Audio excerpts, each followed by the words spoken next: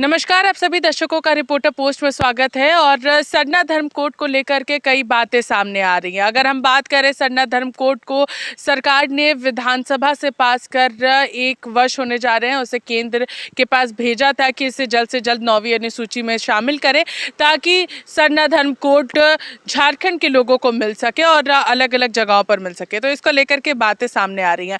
हम लोग इसको लेकर के सीधे सुनेंगे कि आखिर बीजेपी का क्या कुछ स्टैंड है सरना धर्म कोड को लेकर के। सीधे सुनिए। देखिए, आक्रोशित मैं समझता हूँ सरना आदिवासी नहीं है।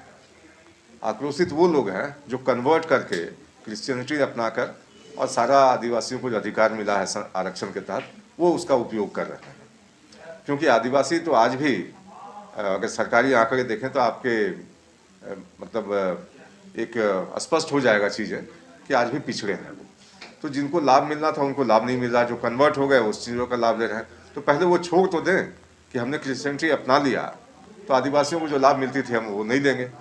लेकिन झगड़ा इसी बात का है कि आप आदिवासियत का पालन भी नहीं करेंगे और आदिवासियत के नाम पर जो सुविधाएं मिल रही हैं उसका लाभ भी लेना चाहेंगे।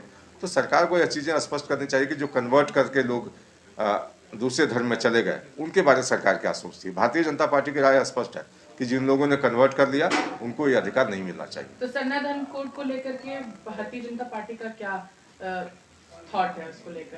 सरकार गंतव्य स्पष्ट करे अपना कि कन्वर्सन को लेकर सरकार की क्या राय है। जिस तरह से हाल के दिनों में कन्वर्सन के मामले सामने आ रहे हैं तो जाहिर तौर पर ये सरकार के द्वारा संरक्षण दिया हुआ मामला है।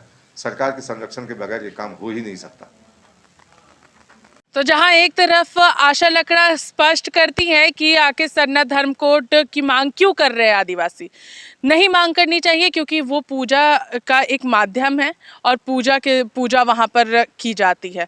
कोड उन्हें नहीं मिल सकता है, सरना धर्म कोड। लेकिन यहाँ पर बीजेपी के जो प्रवक्ता हैं प्रदीप सिन्हा ने स्पष्ट कहा कि यहाँ पर पहले सरकार अपनी नीति तय करे कि आखिर वो सरना धर्म कोड क्यों देना चाहते हैं।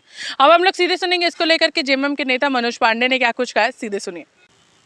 देखिए, सरना धर्म कोड पर क्या स्टैंड है भारतीय जनता पार्टी का, मैंने पढ़ा। उनकी एक नेत्री हैं आशा लकड़ा जी, उनका स्टेटमेंट मैंने पढ़ा। उन्होंने बयान दिया है कि सरना एक पूजा पद्धति है, धर्म कोड की कोई ज़रूरत नहीं है। अरे इस तरह की बयानबाजी से बचिए, गाँवों में नहीं घुस पाइएगा।